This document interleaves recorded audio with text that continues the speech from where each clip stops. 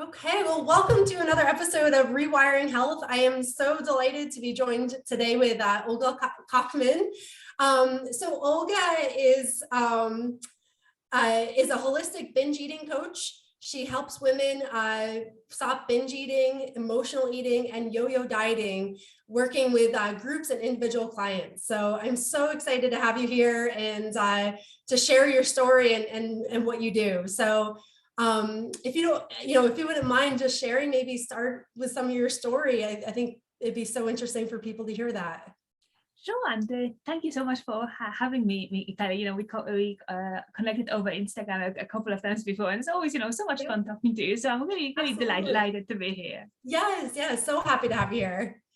Absolutely, yeah. So my story is, in a way, I think, like many eating disorder recovery stories, it's really a little bit of entwined with the story of my life, because eating is such an integral part of being human and being alive, that when it starts going downhill, you first start seeing this kind of subtle little signs, and then it all hits the fan, as it were. So in my case, there were loads of little signs throughout my childhood and throughout my teens, such as realizing, for example, that food can make me feel better.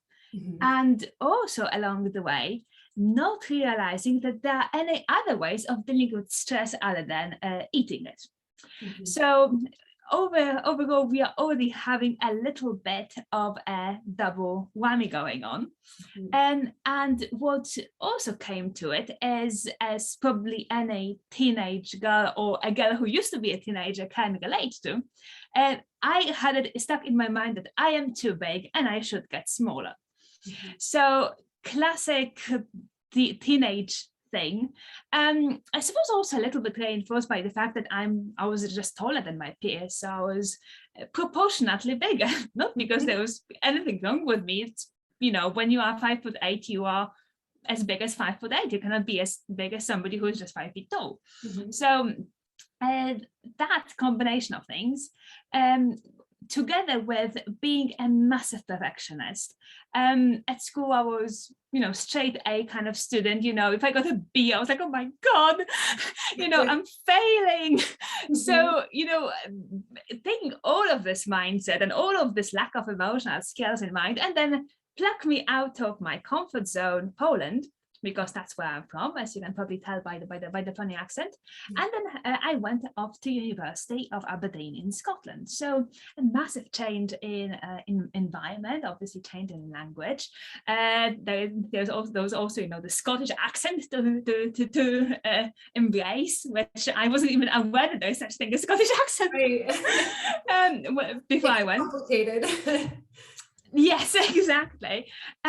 So this then really kind of put me in a little bit of a situation where I was experiencing quite a lot of stress. I was putting a lot of pressure on myself because I was still wanting to be the best in everything.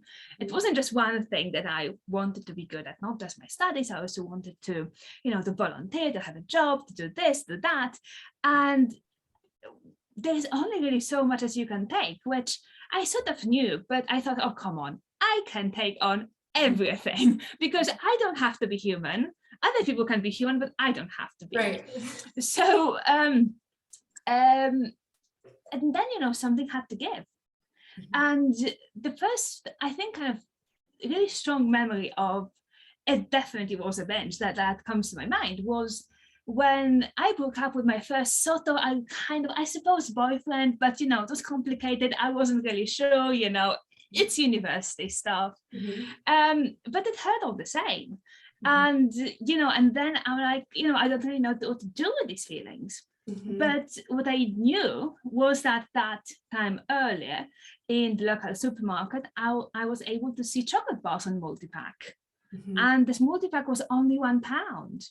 And I thought, you know what, that is probably, really a better place to go than talking to anybody and opening up, because I had it very much ingrained in my head that opening up to people means that you are weak and possibly also a little bit stupid, because, strong people don't have feelings and they definitely do not talk about them. So this crunchies, because that was the chocolate bar, they didn't last very long. Mhm. And this was, I think, kind of the first really kind of all-out binge, which I really hoped, oh my God, what is really happening? And as kind of the time kind of went by, it was sort of episodes of, overeating, emotional eating, binge eating. And by the time I was graduating, my routine basically became working on my dissertation in the morning, and on the way to the medical campus, I would stop by the supermarket and get myself 2 tubs of depending on they had, usually it was like cake bites or flapjack bites, or like mini brownies sort of things, in like these kind of sharing tubs. And they had then again on multi-offer 2 for £3, which is, really good when you're in university. And by the time my lecture started at noon, they were both gone. And this was pretty much kind of the existence over and over. And it took various forms, then when I graduated and started working. And it was only really until I started losing my hair when I decided, that I cannot keep going the way I was going, because this is just mad. Yeah. Yeah. And I love the how you brought up, how like you have these expectations that you have to be superhuman, and that like, everyone else can, go through these things or, go get help and everything, but I'm going to do this my own way. And, feeling like you are beyond strong to have to be able to get help and stuff like that. So I can totally relate to a lot of what you said in a different way. Obviously my story is different, but to feel like, okay, I have to achieve all these things and have all these high expectations and then cope with it in a way that, you find that joy through something, because everything else is just overwhelming. How did you overcome that and get through that? Oh, did I lose you? Yes. So as I mentioned, it really started being an accident. So at that time, I switched kind of my line of work because I studied biomedical science. So, I would be a scientist. But then through various trials and tribulations, I ended up in corporate audit. So I was sitting in the audit room, thinking about spreadsheets. I think IFRS 15 had just come into the UK, so this is a complete pain in the bottom for anybody accountingly minded. And I was just resting my head on my hand, and suddenly I felt not hair but a bald spot, and this was just like, what is going on? Yeah. So I excused myself to the bathroom. I took a look at my hair, and there it was, a bald spot, just staring at me. So this was honestly something that gave me such a kick in the bottom like nothing else, because it really made me realize that, what, it's not that I'm just being silly by being stressed out. My body has a very strong opinion on that, and it's been keeping score all this time, and it's not really happy. So from that point on, I really went on a bit of I would say kind of rabbit hole search for all the various things that I could really do to get my hair back. But on that journey, as kind of all the journeys are really, I didn't exactly find what I was looking for. I didn't find that silver bullet that would get my hair back. But what I did find was a lot of information about holistic health. And one of the things that I came across after trying the various autoimmune protocols and, having turmeric tablets and putting garlic on my head. Like, honestly, Kelly, I've tried such crazy things to get my hair back that I think the only thing I haven't tried is some sort of magic ritual, which is probably the next thing on the list. But the thing I did come across was that there is a lot to do. So inflammation is not just to do with toxicity in food, but it's also to do with toxicity in your mind. So toxic thoughts, toxic thinking patterns, all this sort of good stuff, everything that I had ignored for best part of 20 odd years. So only at this time I really started looking into it, and it really started with me doing like a little meditation course and then taking it a little bit further, reading a couple of books on the subject, delving into it, and then working a little bit with hypnotherapists, and it was all really in the with the focus of getting my hair back. But the more I was delving into it, the more I started realizing that food stopped being an issue for me, and I started seeing it for what it really was, and it was really an emotional crutch, a way of coping with these difficult emotions and difficult situations. And when I started discovering that there are actually different things that I can do, that, having fun and, let's say, doing gardening or baking or, just being outside, doing things I love, are absolutely valid ways of dissipating this stress. And it doesn't make me lazy, it doesn't make me stupid, it makes me human. Then suddenly food has lost all the power it had. Yeah, and like I love how you talk about that, because I think a lot of times, like, from my experience and other people I've talked with, it is like you almost feel like you are not deserving of some of those times, and that, like, if you were to let loose for a second and devote some time to some of those hobbies and things that bring you joy, it's like almost like, oh, I can't do this. I have to stay on my regimen. So it is so like a mind flip from when you start accepting that this is just as important as getting my work done and, doing whatever I'm supposed to be doing. And I love how you kind of highlighted that, where it's like you realize like you have to take care of yourself and do things that are self-care and not feel guilty for that. So, absolutely. Yeah. And it is a really good point that you highlight too. It's this worth, it's this deserving.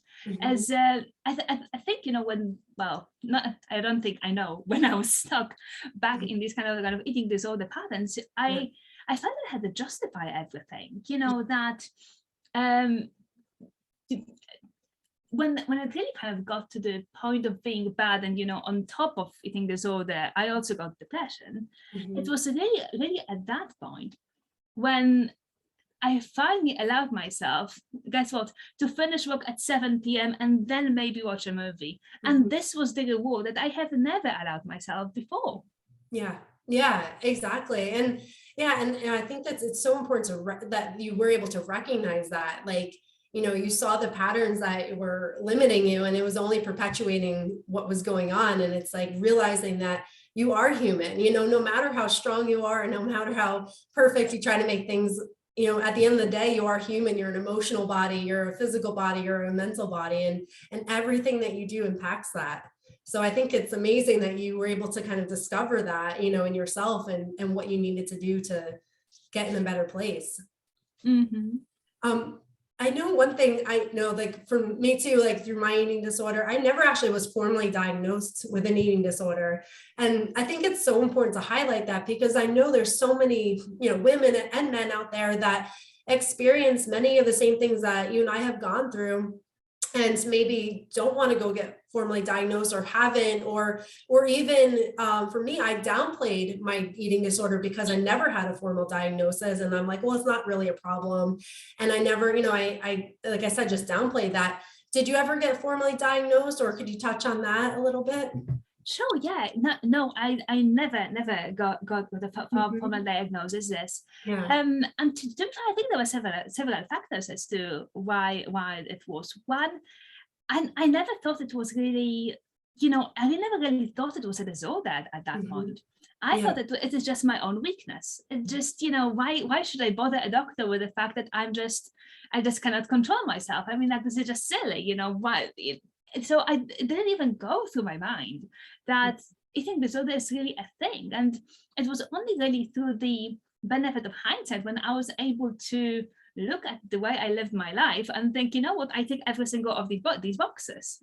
So it definitely would have been a thing. And the other thing, I think even if I knew, I would have been too ashamed. I was so proud back when I was at university. And I think admitting to anybody that I don't have a handle on it, that would have been, I don't think, in that mindset, I would have been able really to go through with it. Yeah, absolutely. I mean, I think especially that that proud thing. You know, pride is absolutely a good thing, but it is a curse in some way too, because you don't always seek out the help that maybe would have helped you at that time. So I think it's so important to, you know, just like talk about that, because I find that a lot of people experience that same thing. Like, and I can say I can relate to that. Like for me, I was like, I don't have an eating disorder. I'm an athlete. You know, I'm just eating excessively and exercising excessively and doing that, you know, more and more and more. And but for the same thing too, I didn't really recognize how unhealthy my habits and my thoughts and everything were until hindsight. Just like you were saying, it's kind of, you have this like clarity after you kind of come out almost on the other side of it, which is amazing. Yes, yeah. And I can really relate to, to what you're saying too, because I think, when you're stuck in this pattern, it's very difficult to think of life being kind of different. You just think, work hard, play hard. Okay, my play hard is just eating a lot of food, or in fact, sort of saving it for, for when I've been extra good and maybe I got a really good grade. And it's just kind of my way of rewarding myself. And I think it's easy to downplay it in your mind, that it's not really a disorder. It's just kind of part of your life. And so what? And it's only really when you are on the other side and when you experience that life doesn't have to be as awful as it was, that you look back and you think, like, what was going through my mind at the time? Yeah. Oh, absolutely. Yeah. I mean, I think it is so enlightening when you do look back on your mindset and you're like, oh my gosh, like you realize how warped your thoughts were, but yet when you're going through it, you don't realize that this is just your reality. And I think it's so important to recognize that, because things are so different when you're going through that and it's your day in and day out life, versus when you can see things kind of on a more broad picture and realize like, wow, I don't have to live like this. This doesn't have to be forever. And it's just so enlightening and joyful when you realize that this is not a forever thing. So there is light at the end of the tunnel. I know you discussed your hair loss with your eating disorder. Did you have any other secondary like complications or any kind of like physical complications from the eating disorder? So two kind of come to mind. So one was I got some problems with my knee, and it really kind of went to the summer just after my first year at university, because I went off to work actually in Connecticut on a summer camp, and it was I thought it would be a camp for people with physical disabilities. It was a camp for people with mental disabilities, which I kind of found out which I was on the plane, because I didn't read the paperwork properly. So so there we go, life lessons. But anyway, it was very stressful. Yeah. I think it was also very stressful because I was just 18, 19, and I think the way I would have approached it now would be very different. But at that time, it was stressing me completely out. And what was also happening is that I just couldn't stop eating, because camp food was absolutely disgusting. This was kind of one thing. And I really wanted joy somewhere else, and that joy was really in the form of food. Whenever we could go out, or I had a day off, it was like, okay, let's go and see which restaurant does something to do with Oreos. But I was also recognizing that my clothes were getting tighter, and I really didn't like that. So I started going to the camp gym, and the only worthwhile piece of equipment there was this old exercise bike. And obviously, being a numbers person, I thought, okay, let's take a look at how many calories this thing burns. And I noticed that the higher I put the resistance, the more calories I can burn at a given time. Wasn't it amazing? So I started pedaling on that as hard as I could for as long as I could during my break times. And as you can imagine, with this not being properly regulated, I'm not really sure what to my knee. I suspect that it may have slightly damaged one of the cartilages, because for a good couple of years afterwards, my knee was hurting, especially when I placed it in a sort of certain way. Thankfully now, 10 plus years on, it's okay. But this was, I think, a definite strong physical, result of it. And then the other thing was that at that time, Kelly, like I'm 5'8" and I was way over 100 kilos. So that is 200, I think, 20 pounds, which is kind of quite a lot. And, I obviously don't want to, shame anybody for being whatever size they are. But for me, for my body, this wasn't a comfortable size. I couldn't walk up the stairs without, losing my breath. I really liked the outdoors. Like everything seemed to be so hard, like going through a fog. And I didn't enjoy being in a body that was quite as big. So that was another effect. And then I suppose the other one was to do with self-confidence. So I was just very aware how I looked. And I was also very aware how I looked when I left for university. So, kind of coming back home with additional 30, 40 kilos on you.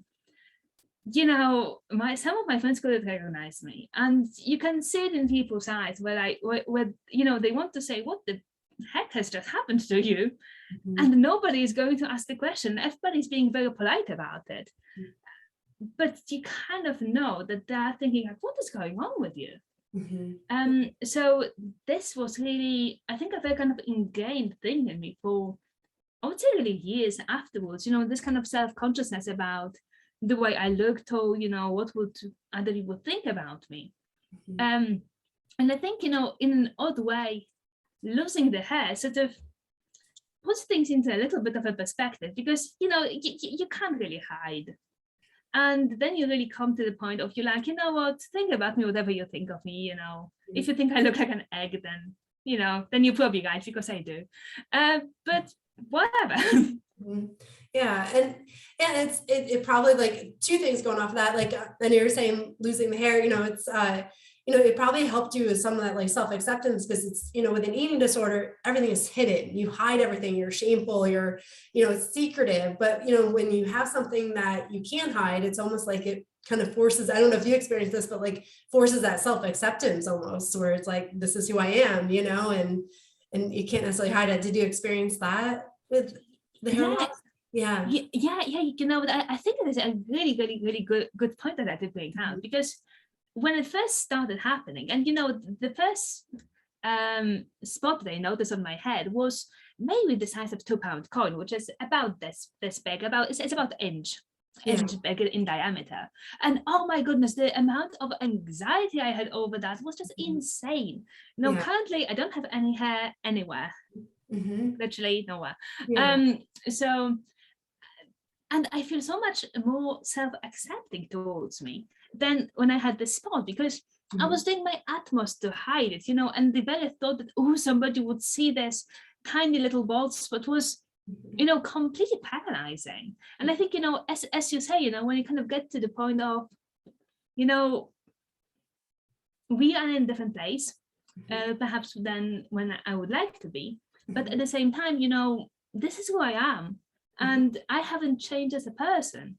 And I think this is, also an important thing to really realize, when you are on the other side of the eating disorder, because I think it also helps you, I think, appreciate the journey you've been on, and appreciate that, even though I no longer think the way I used to think, I still have a lot of compassion for the person that I used to be, because I know that that version of me was both the source of a lot of misery, but at the same time, she also has shown a lot of resilience, really going through it all.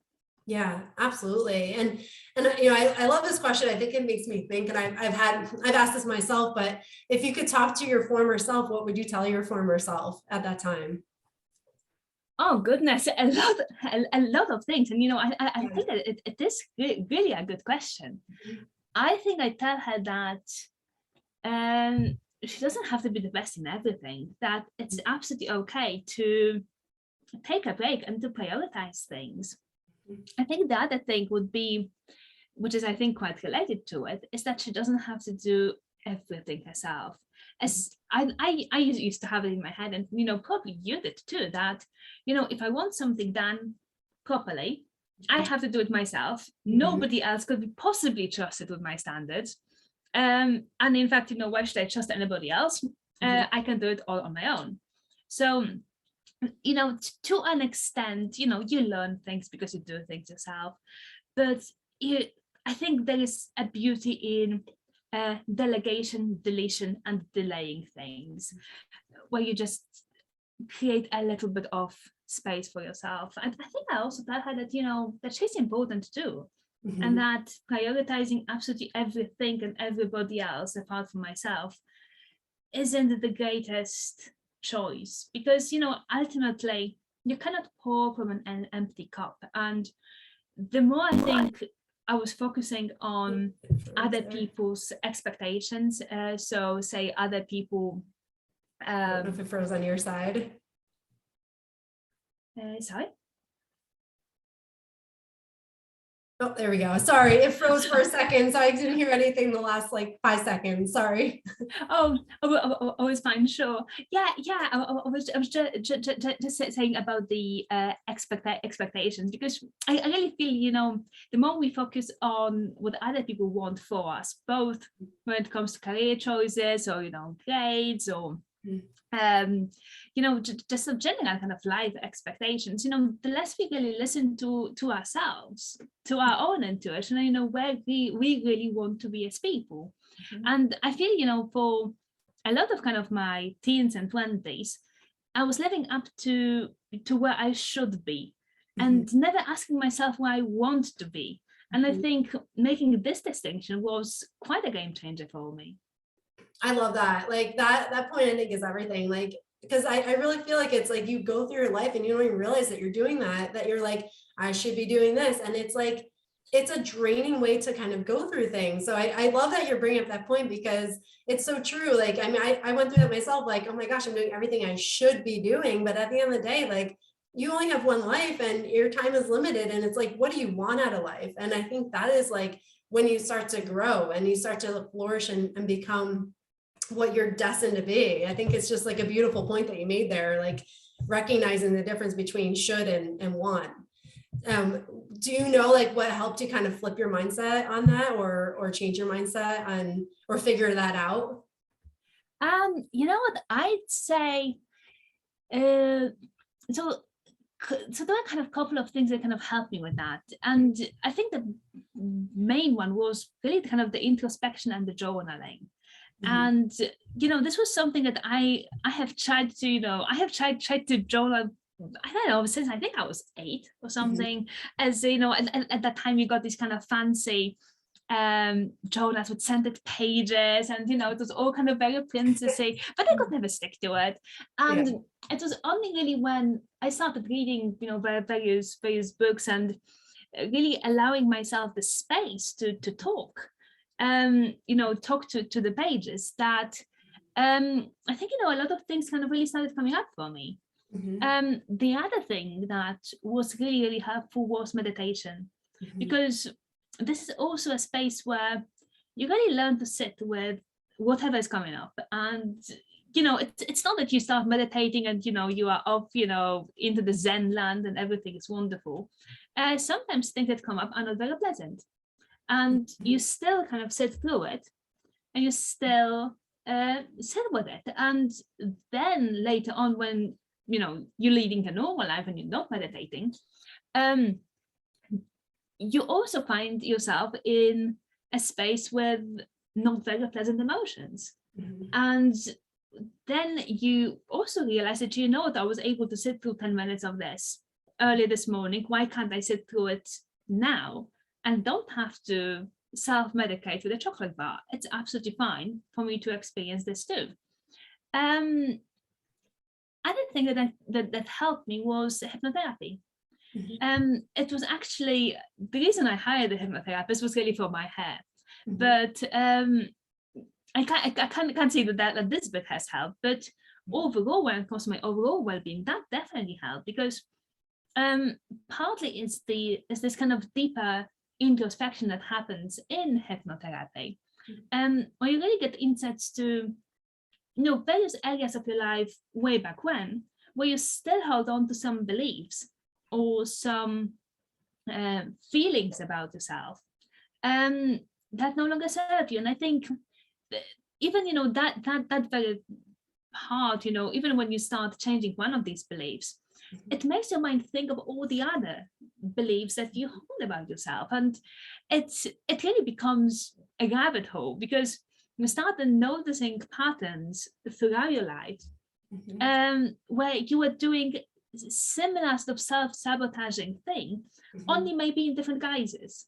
And I think, it's overall really, it's gaining this awareness that I think helped me the most. And this is, I guess, the combination of all of these factors, because you cannot fix what you're not aware of. And it is really only through analyzing and kind of self-analyzing, why am I doing it? What is driving me to do it? What do I actually believe about myself? That allows you to see these behaviors for what they are. Because at some point you get to the you ask the question, why am I doing this? And you think, either I don't actually know because I've always done it, and the other thing is, because I don't actually like myself. And then the question is, why don't you like yourself? Like, for goodness sake, like, you're with you 24/7. Like, come on. Yeah, absolutely. And yeah, I mean, definitely, because I mean, when we talk about our minds, 95% of our thoughts are subconscious. And so it's things going on in the background that we don't even realize are actually going on. And, it's about the story that we tell ourselves, what's your inner dialogue that you're telling yourself. And, that's happening over and over again, that dictates your thoughts, your behaviors, your emotions. And it's so important. You talk about the introspection, to have that, to be aware of, like, what is going on, what are these inner thoughts, and questioning them, and I think that's the big thing, is like, because a lot of times we believe everything that our minds are telling us, like, of course this is true, but we only have that one lens that we're looking through. And I think it's, like, I know you talked about this, it's like when you can see things from a different lens and realize, like, that doesn't have to be your reality forever. It's just the most enlightening thing ever, and liberating thing to change it. Absolutely. And what is also very closely linked to it is, the beliefs that you hold about food. Because, because, the thing, with the whole hair loss thing, my first point of call was, I found a thing called autoimmune protocol, which is basically a way of eating where you remove all known allergens, which really leaves you with, like, meat selection or veg selection of fruit, and that's about it. So it's I think, like, all these kind of eating protocols, yes, it definitely has, some good points about it. But on the other side of it, I did kind of get towards kind of slightly orthorexic way of thinking, because, you honestly start feeling foods. Especially when you think, like, oh goodness, if I eat this, could this lead to inflammation? Could it make me even worse? And there is, I think, this kind of rational part of you which thinks, yes, it can actually be the case. But then there is also a part which starts becoming really paranoid about it. And when you then start doing this introspection, then you are able to, I think, calm this paranoid part a little bit and think, okay, chill. Yes, it can be that, let's say, berry or wheat or whatever can be causing inflammation in me. But what we're looking at the moment is a small, let's say, cracker with one slice of cheese. This is probably not going to kill you. It's okay. So I think, the same technique that you can apply for introspection, you can also apply with looking at food and the way you perceive it. Yeah, absolutely. And I like how you talk about, the orthorexia, because it is like kind of getting on the, we think that we're doing healthy behaviors, but sometimes those healthy behaviors get out of hand because, again, our mindset isn't in the right place. And what are some tools that you've used, to kind of keep yourself in a place where you have a healthy relationship with food and you're not fearful of what you put in your mouth, and kind of getting to that place? What are some things that you do regularly or teach people to do regularly with that? Absolutely. Yeah. So for me personally, it's having a really solid self-care routine.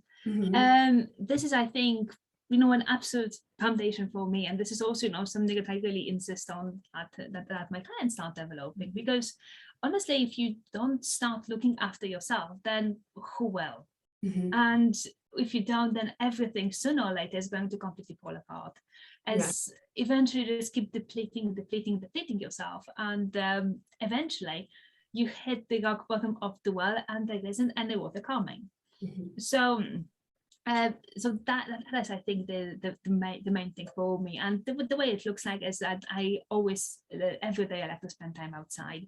I always get recharged whenever I'm, whether it's in the garden or in the park or whatever. I just like to be out in nature. And then, meditation practice. This is something, which I started easily over 2 years ago, and I may have missed a day or so there, but other than that, it's pretty solid, because it really keeps me so much more sane than it did before. I guess also, what helps me is check-ins throughout the day, really speaking to myself and asking, how am I doing? And also, which is something which I didn't used to do before, actually listening to these messages. Because I think, so many of us instinctively know that, okay, I'm tired, or I'm a bit fed up, or I'm a little bit upset about something. And then in comes the mind and says, oh, don't be so stupid. Come on, tired at 2 p.m? Oh, come on, are you 18? No, you should just get a coffee and a chocolate bar and keep going. And this was the way that I speak to myself, not so long ago. And now once I still recognize, oh yeah, I'm feeling tired, and I feel disappointed with myself because I would like to have done A, B, and C. I am able to accept this feeling and think, okay, well, too bad. Maybe I have to do it later. Maybe it's not going to go to get done today. I don't think anybody will die as a result. Why don't I lay down for 10 minutes? And there we go. So I think for me, it was really about developing this trust with myself and having this conversation with these various layers of myself and actually listening to what I have to say. Because I think it's all well and good to have the awareness, but if you then dismiss these messages, it's pretty much as if you are talking to another person in a relationship, like, hey Kelly, do you want to go for pizza or lunch or somewhere else, and then you say what you want and I'm like, yeah, whatever, I'm not listening. It just breaks trust, and then eventually stop listening to these messages. So for me, and I think for my clients, it's really about starting to notice these messages and then starting to act on them in a way which doesn't involve abusing food. And then the next stage is really kind of maintaining this awareness and also maintaining yourself. As these are two parts which really stay with us, till our dying day, because we'll always encounter food. We always encounter situations which are challenging or stressful or upsetting. But we need to be aware that they are even happening, because then we can act, we can put things in place, rather than waiting till we are really at the end of our third day and then defaulting to the simplest option, which is binge eating. Absolutely, yeah. And one thing you brought up there that I loved is the importance of showing up for yourself, because I mean, it's so true. Like, you can set the best plan, but if you don't show up for yourself consistently, you start to build that distrust within yourself, and then it doesn't bode well for a better routine. So I think it's so important. I love that points like how important that is, that we do that for ourselves and not find all those excuses or listen to all those voices that tell us to do something differently and get back into that habit of dismissing what our needs are. I think that's just such a great point there. For anyone who's in a place that they feel lost or just don't know where to begin, and they maybe where you were years ago, what would your message to them be? I think that the first thing is that you're not alone, and that you're not crazy, you're not broken, you're not weak in any way, shape, or form. It's okay to not be okay, and it's okay to be in the place where you currently are. And the struggle that you are going through is of course, it's all unique to you, but there are so many other people who are in the very same position as you. And also there are so many people who have been in this position and have recovered. So I think, my main message is to have hope. And also to accept it, that I think, for myself, if I had spoken to myself all these years ago and said to myself, oh God, look, what you're doing with food, it's just not healthy for you, I'd probably think, you know what, it really is, but I was just too afraid to admit it to myself, as you can't really fix what you're not aware of. And having, even having this awareness like this itself is a really good first step.